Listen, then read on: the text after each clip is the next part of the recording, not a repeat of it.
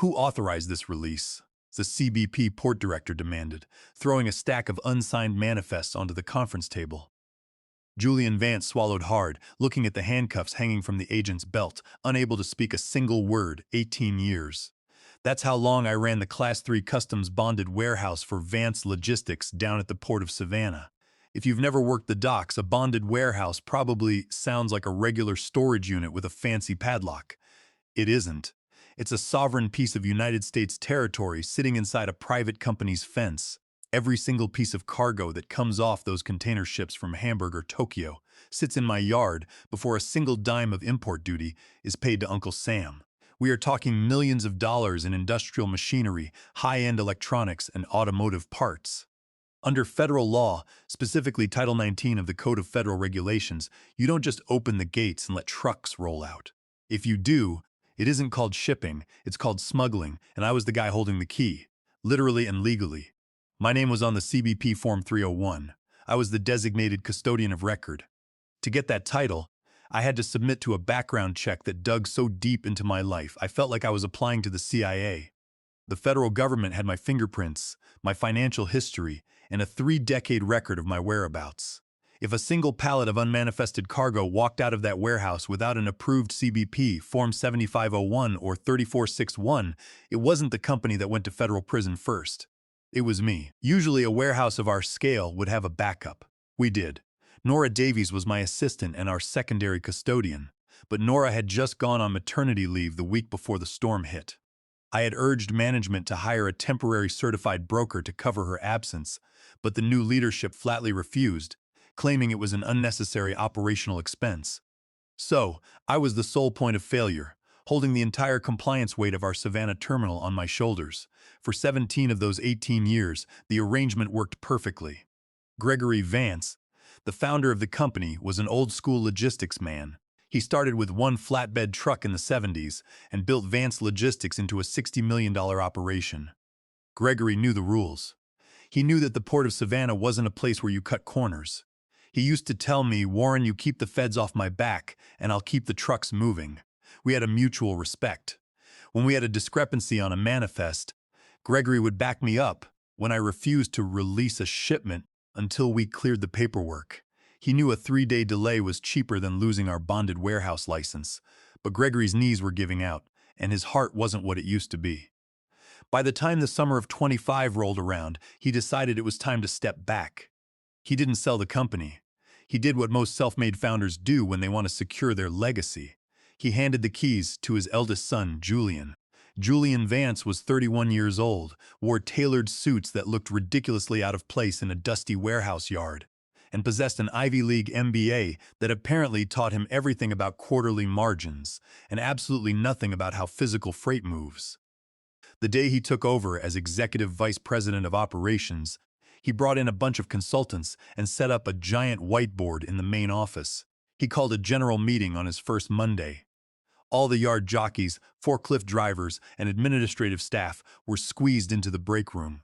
Julian stood at the front, clicking through a slide deck filled with terms like agile throughput, asset utilization, and operational friction. I sat in the back, sipping my blackie, watching my yard foreman, Silas Kowalski, everyone called him Mac, squinting at the screen like he was trying to read a foreign language. Mac had been driving yard dogs and organizing container stacks for 15 years. He could tell you which container was carrying heavy copper coils just by the way the chassis settled on its suspension.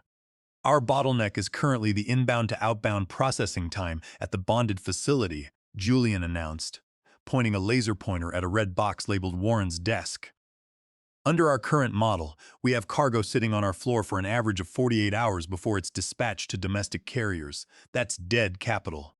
In the logistics business, if the wheels aren't turning, we aren't earning. Starting next month, we are targeting a sub-12-hour turnaround. I raised my hand. I didn't wait for him to call on me. "Julian," I said, "that 48 hours isn't dead capital. That's the average window for CBP to clear the entry filings from the customs brokers. If a container is flagged for an intensive inspection, or if the importer is late transmitting the commercial invoices, we can't touch it. We are a Class 3 facility. We hold the freight under bond, Julian smiled, that tight, patronizing smile you get from people who think they are the smartest person in the room because of a piece of parchment on their wall. Warren, I appreciate the traditional perspective, but we live in a digital age. Everything is automated. The customs brokers transmit via ACE, the automated commercial environment. There's no reason we should be waiting around for physical paperwork when the digital tokens are already in the system. We need to be proactive. If the system shows the broker has filed, we move the cargo. We don't wait for the final clearance stamp if it's delaying our trucks. The law doesn't care about our truck schedules. Julian, I told him, keeping my voice level. Until the status in ACE changes to release authorized, that container belongs to the federal government. If we move it, we violate 19 CFR Section 19.6. That's a $100,000 fine per infraction, and they can revoke our firm's code. Julian's smile faded a fraction. We will manage the regulatory risk, Warren. My focus is on the bottom line. I've brought in a logistic consultant, Logan Pierce. He'll be working alongside you to help streamline these legacy bottlenecks. Logan Pierce walked into the room then. He looked like a clone of Julian, mid-30s, slick-back hair, wearing a brand-new pair of steel-toed boots that had never seen a speck of dirt. He was Julian's fraternity brother from college. It was obvious within 5 minutes that Logan didn't know the difference between a bill of lading and a packing slip. But he knew how to nod when Julian spoke. Over the next month, my office became a battleground. Logan would stand over my shoulder, asking why we couldn't just pre-stage containers outside the bonded fence before they were officially cleared. Because the moment the container crosses that yellow line, it's considered an unauthorized withdrawal. I explained to him for the 10th time, pointing out the window at the painted line that separated our bonded zone from the general domestic warehouse. If CBP does a spot audit and finds a container outside that line without a cleared entry, the carrier gets fined, the warehouse gets fined, and I lose my license. But it saves the yard jockeys 20 minutes of hookup time in the morning, Logan argued, tapping his clipboard. Julian is looking at the daily labor reports. We are wasting money having drivers wait for clearances. Then let them wait, I said. It's cheaper than federal court. Logan didn't like that. He went straight to Julian. I could see the writing on the wall. They wanted me gone, but they had a problem. My name was on the surety bond. The company couldn't operate the bonded facility without an approved custodian of record, registered with the Port Authority, especially with Nora away on maternity leave. So, they started building a case. They began documenting every time a truck was delayed because I refused to release cargo without proper documentation. They called it deliberate operational slowdown and failure to adapt to company policy. They were trying to build a paper trail to fire me for cause, hoping to avoid paying out my severance package and to replace me with Logan, who was already studying for the basic customs broker exam and failing the practice tests miserably. I didn't argue. I didn't raise my voice. I just did my job, kept my logs meticulously detailed, and waited. I knew how the system worked, and I knew that arrogance in a customs-bonded zone always, eventually, meets a very heavy brick wall. By the second week of October, the pressure in the office was thick enough to chew. Julian's new efficiency metrics were looking terrible on paper. Shipping lines were bottlenecked across the East Coast, and our dwell times were actually increasing because the Port Customs Office was running a sweep on undeclared electronic components coming out of Europe. But Julian had a much bigger problem, one he had kept completely hidden from his father. To fund a massive, unauthorized expansion of our container yard, Julian had taken out a $5 million high-interest bridge loan from a private equity firm. The loan was aggressively structured, secured entirely by the company's future accounts receivable from Titan Motor Group, our largest client. If we missed Titan's delivery deadlines and triggered their penalty clauses, or worse, if they terminated their contract, the lender would default the loan, seize our operating accounts, and reveal Julian's unauthorized financial maneuvering directly to Gregory. He was sitting on a ticking financial time bomb. Then came the Titan Motor Group shipment. Titan was our golden goose. They operated a massive assembly plant 3 hours inland, and we handled all their import logistics. They paid top dollar, but they had a clause in their service agreement that was a loaded gun. If we delayed their supply chain and caused their assembly line to shut down, Vance Logistics was liable for $50,000 per hour in liquidated damages. On Tuesday morning, 6 containers of precision electronic control modules from Germany rolled into our yard. They were worth $6 million on paper, and they were destined for Titan's new hybrid truck line. I was at my desk, matching the bills of lading against the electronic manifest in the automated commercial environment system, when the screen flashed a bright red status indicator. CBP hold, manifest discrepancy. I dug into the files. The German shipper had used a new customs broker who had completely messed up the HTS classification codes for the internal microprocessors, and the required EPA declaration forms for the electronic components hadn't been transmitted. 5 minutes later, Logan Pierce walked into my office, holding a printed email. "Warren, Titan has trucks dispatched. They want those 6 containers out of here by midnight. Have the yard jockeys pre-stage them at the domestic dock." "Can't do it, Logan," I said. Leaning back in my chair, CBP placed a manifest hold on all 6 container numbers. "The EPA declarations are missing. We touched those containers and we are in violation of federal law," Logan scoffed. "It's just a clerical error with the HTS codes. The importer is working on it. The broker said they'd have the paperwork cleared by Friday. Then the cargo leaves on Friday," I replied. "Until that hold is lifted in the ACE portal, those boxes don't cross the yellow line," Logan left. 10 minutes later, my office door slammed open. Julian Vance marched in, his face flushed red, followed by Logan, who was smirking. "Warren, what is this garbage about holding the Titan cargo?" Julian demanded, slamming his hands on my desk. "Do you have any idea what is at stake here? Titan is our primary revenue driver. If we miss their delivery window, they are going to hit us with $150,000 in penalties by tomorrow morning. Move the containers." "I can't do that." "Julian," I said, keeping my voice quiet and steady, "and you shouldn't want me to. If we move uncleared bonded cargo, it's a federal felony under Title 18. The penalty isn't just a fine for the company. CBP will pull our firm's code. That means this entire facility ceases to exist as a bonded warehouse. You'll lose 90% of your import clients overnight. You're hiding behind red tape because you're lazy, Warren." Julian snarled. "The digital era moves too fast for your old-school compliance nonsense. We are talking about a minor administrative delay. The broker is handling it. The intent to clear is there. Doesn't satisfy a federal agent with a badge," I said. "I've been doing this for 18 years. I've seen CBP shut down a competitor in Brunswick for doing exactly what you're asking me to do. They didn't just fine them, they seized the entire facility's inventory." Julian took a deep breath, smoothing his tie, trying to regain his composure, but his eyes were venomous. "We are going to move those containers, Warren, with or without your signature. Now, sign the internal gate release form so the yard crew can load the domestic chassis." He slid a clipboard across my desk. The paper was an internal release authorization. If I signed it, I was taking personal liability for the cargo movement. I looked at the clipboard, then looked up at Julian. I slid it back to him. No, Julian's jaw clenched. "This is a direct order from the executive vice president of this company. If you refuse, it is insubordination. I will fire you for cause, revoke your pension vesting, and you won't see a dime of severance. My contract, which your father signed, states I can only be terminated for cause in the event of gross negligence or criminal activity," I said calmly. "Refusing to commit a federal crime on your behalf doesn't qualify as insubordination, Julian. It qualifies as doing my job. Not anymore, it doesn't," Julian said, his voice dropping to a harsh whisper. "You're done, Warren. Pack your things. You're fired. Get out of my yard." He turned to Logan. "Logan, you're the acting warehouse manager. Go down to the yard, sign the release forms, and get those trucks moving.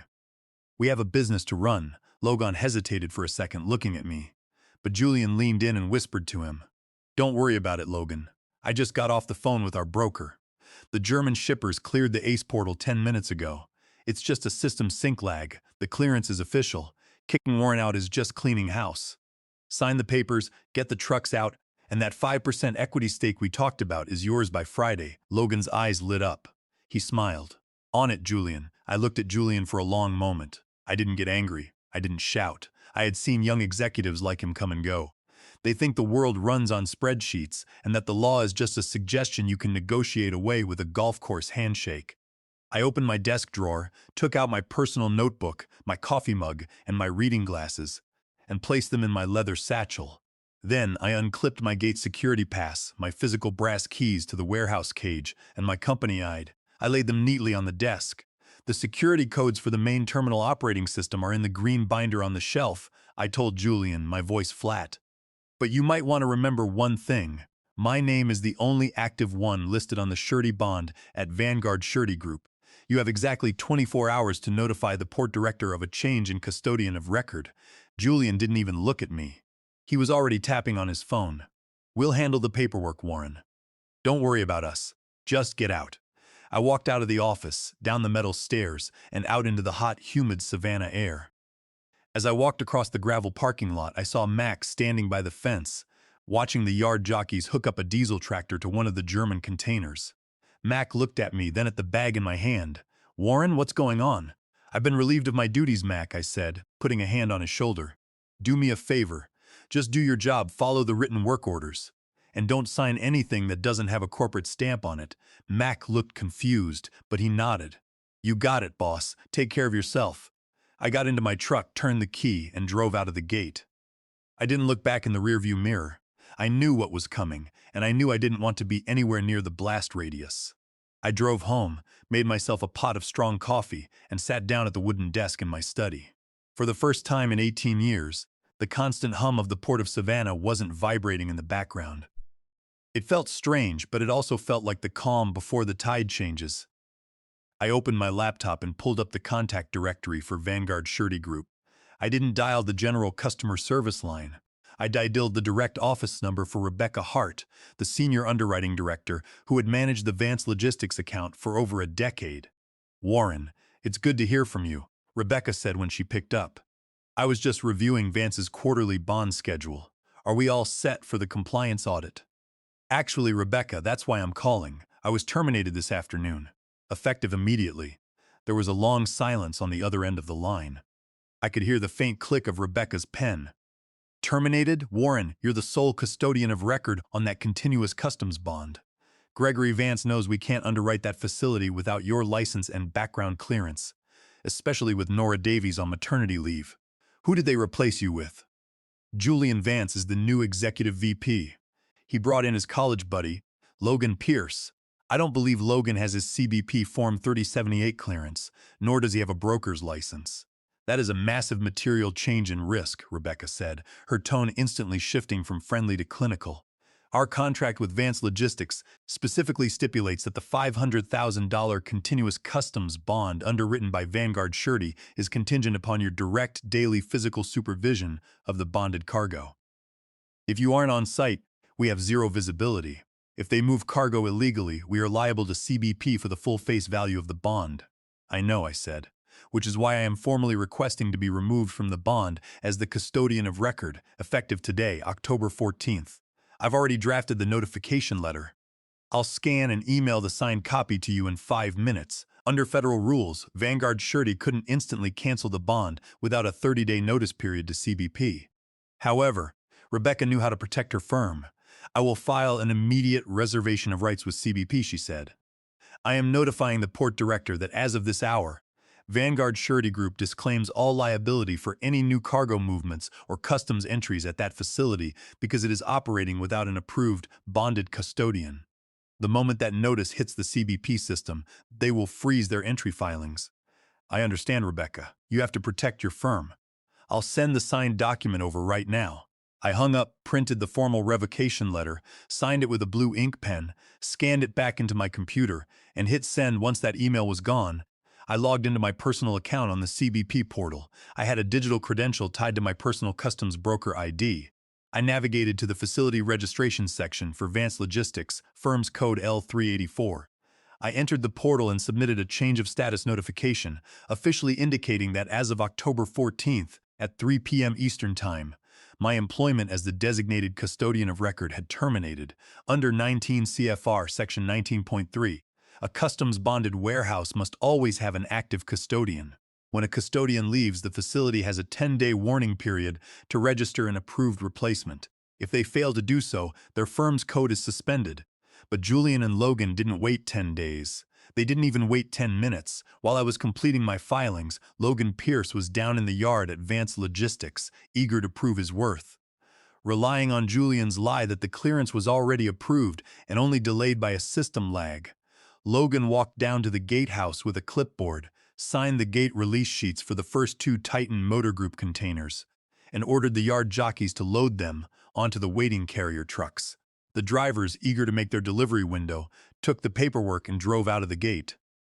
Logan thought he had won. He thought he had bypassed the legacy bottleneck and secured his 5% equity stake. But Logan didn't understand how the tracking systems worked. The moment those containers crossed the physical gate, the automated GPS tracking devices attached to the container chassis pinged the CBP port terminal. The port terminal system checked the manifest status in the ACE database.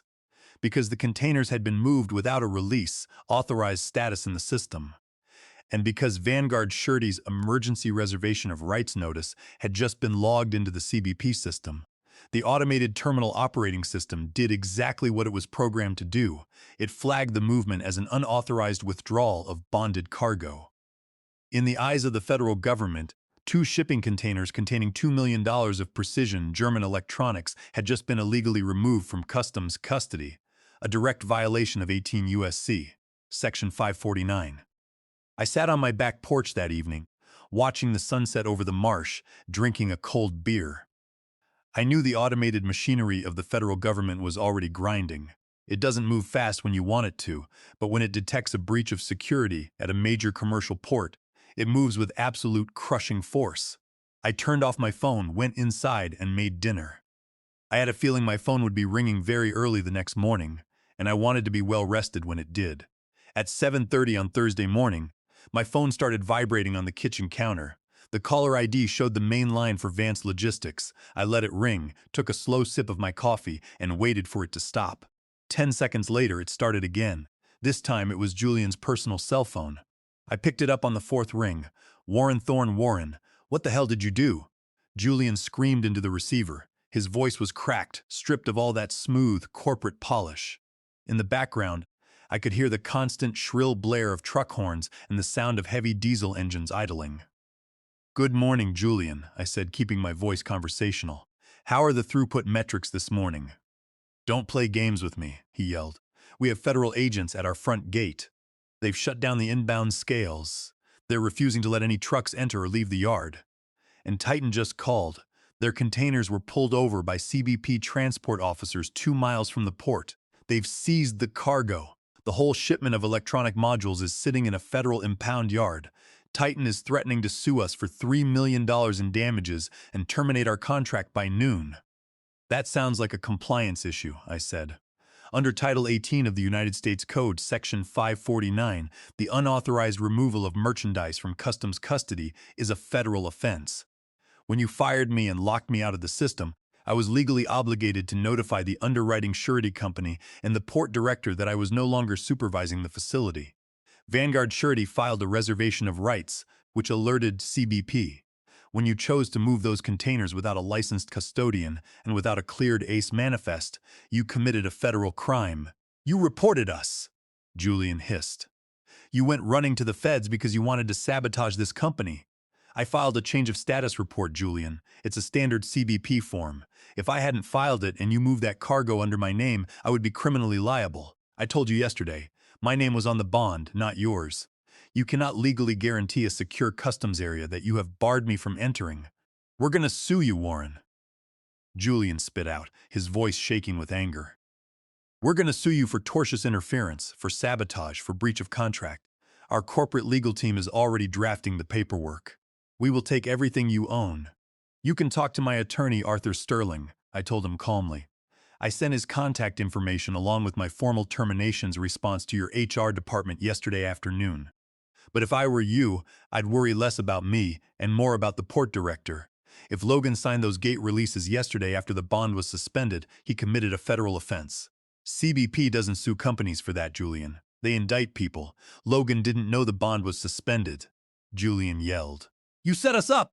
"Ignorance of Title 18 isn't a defense in federal court," I said. "Goodbye, Julian." I hung up the phone, but Julian wasn't done trying to bypass the system. Terrified of losing the Titan contract and defaulting on his private bridge loan, Julian tried to bypass the CBP hold by contacting a corrupt local customs broker he knew. He paid the broker a $10,000 emergency fee to forge a temporary clearance document and upload it into the carrier's dispatch system. It was a desperate, foolish move. CBP's automated system instantly flagged the forged digital signature. The system triggered a high-level security alert. The CBP port director, furious at what appeared to be an organized smuggling and forgery operation, dispatched armed federal agents to the Vance Logistics yard immediately. I called Mac. He answered on the first ring, his voice low and tense. "Warren, it's a madhouse down here. There are 4 CBP vehicles blocking the main gate. The agents are inside the office with Julian and Logan. They've locked down the terminal operating system. Every screen in the building has a red banner across the top saying access denied, facility status suspended." "Are the drivers okay?" I asked. "Nobody is moving, boss. The yard jockeys are just sitting in their cabs. The port terminal just sent an alert. All inbound containers destined for Vance Logistics are being diverted to the Port Authority's public yard or to competitors. The shipping lines are charging us $1,000 per container for emergency diversion, plus demurrage. We have 50 containers on the water right now." Julian's dad just rolled into the parking lot. I've never seen Gregory look so angry. He's walking up the stairs to the main office right now. "Thanks for the update, Mac," I said. "Keep your head down and don't touch any cargo unless a CBP agent tells you to." "You got it, Warren. I wish you were here." "I am there, Mac. Just in spirit." I hung up and sat back. The legal gears were turning exactly as they were designed to.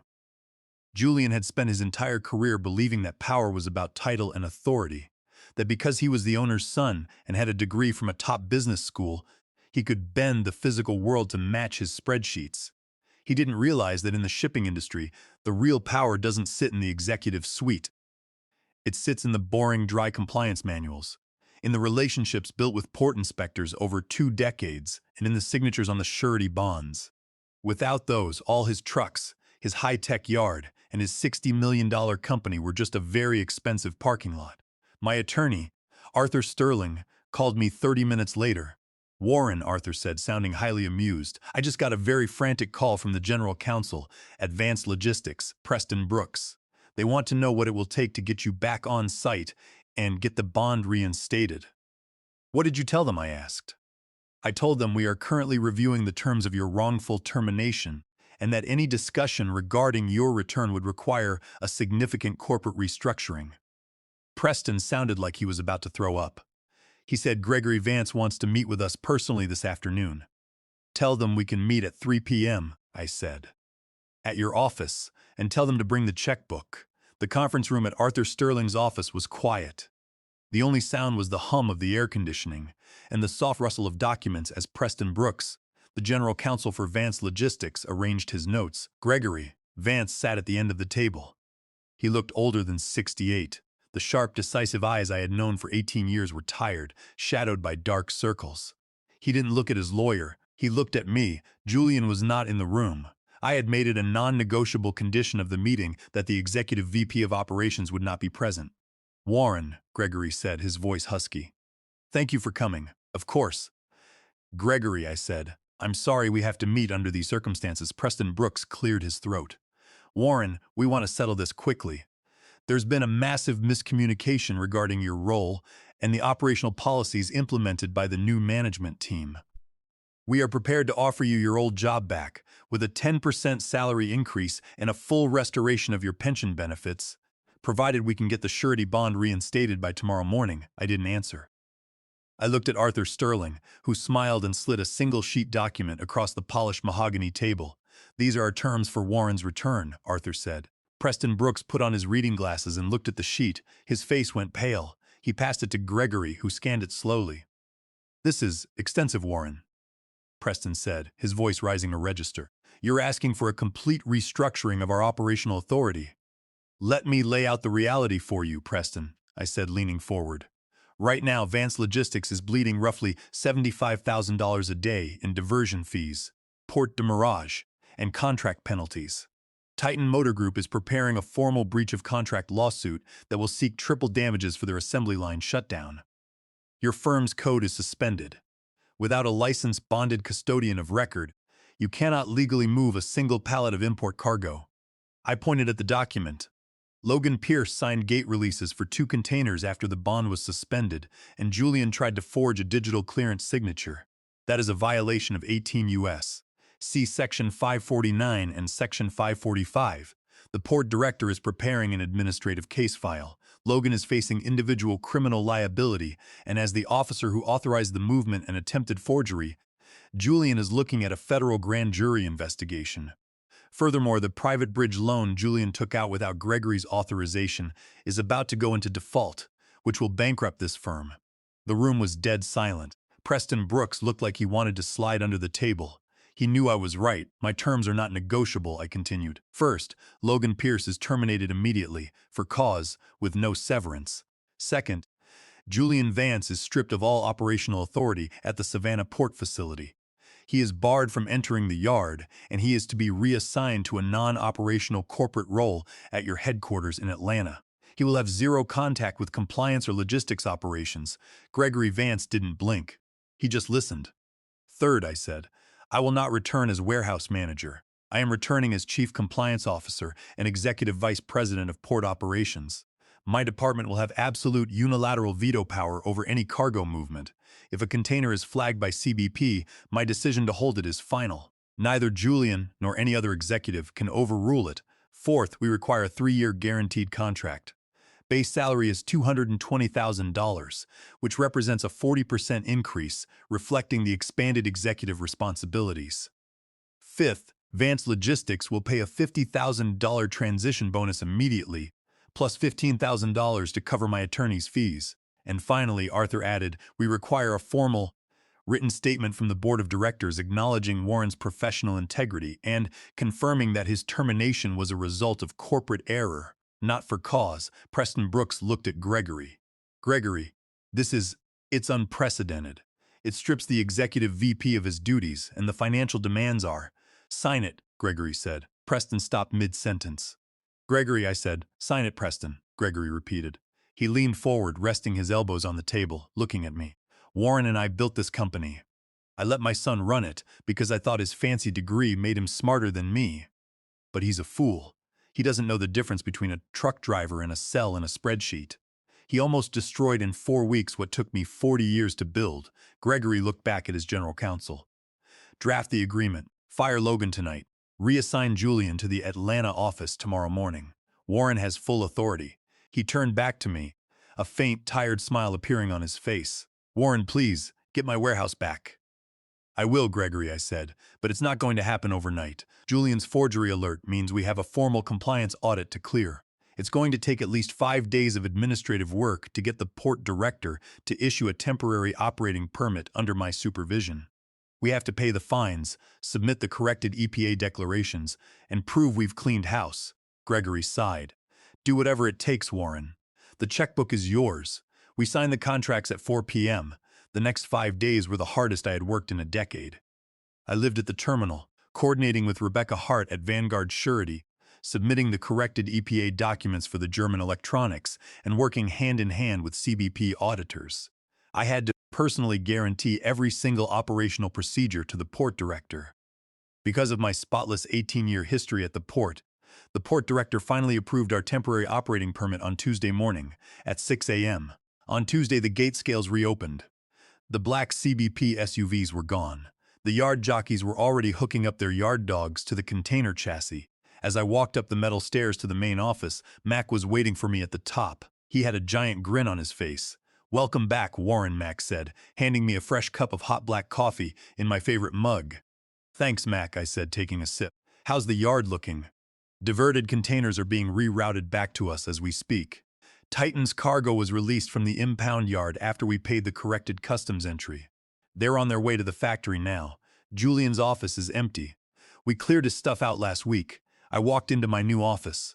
The plaque on the door already read, Warren Thorne, Chief Compliance Officer. I sat down in my chair, looked out the window at the container stacks, and watched the forklifts moving under the golden Savannah sun. The wheels were turning, the trucks were moving, but more importantly, every single piece of paper was in its proper place. Compliance isn't about stopping business, it's about keeping it alive. And around here, the rules are absolute.